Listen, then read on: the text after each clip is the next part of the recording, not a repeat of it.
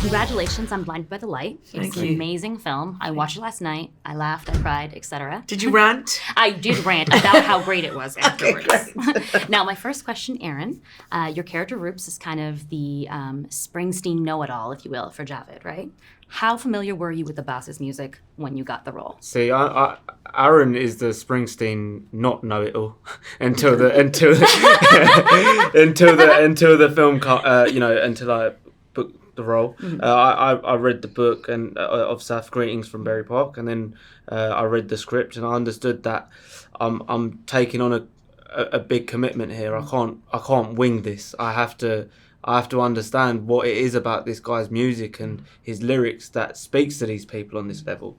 And so I just watched a lot of his documentaries. I listened to a lot of his music, and I appreciate it to a higher degree. And I can honestly say that it speaks to people of all cultures and of all ages. It's timeless, you know? Mm-hmm. I agree with that.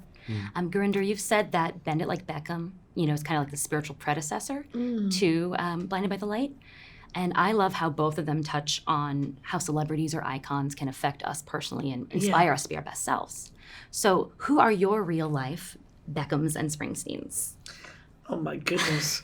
Well, Springsteen is a real life icon, and I think so much of what Springsteen says is so relevant to today, and that's what we put in the movie. His vision of the world, how he thinks society should function, is a very important part of what being an American means, and I think the songs are generally about ordinary folk, people who are struggling to kind of get by, maybe people who've, been laid off or are keeping two jobs, to keep their families together, and people who are, just wanting to have the best for their family. And that's a universal thing, and he writes about people like that, and he sings about people like that, and within that, the pleasures, little pleasures of finding love and, finding loyalty with friends and looking at the sunshine and enjoying the landscapes. And I think that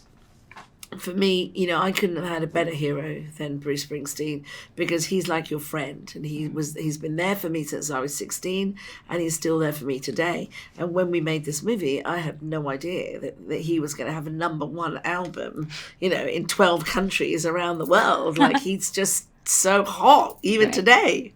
Yeah, that's amazing. How about you, as a Springsteen fledgling? Who was one of your role models growing up? See, mine. I don't have like a famous role model, like a musician or an actor. Mine was like family members. My grandma, my mum, and like the strong women that kind of brought me up to be who I am today.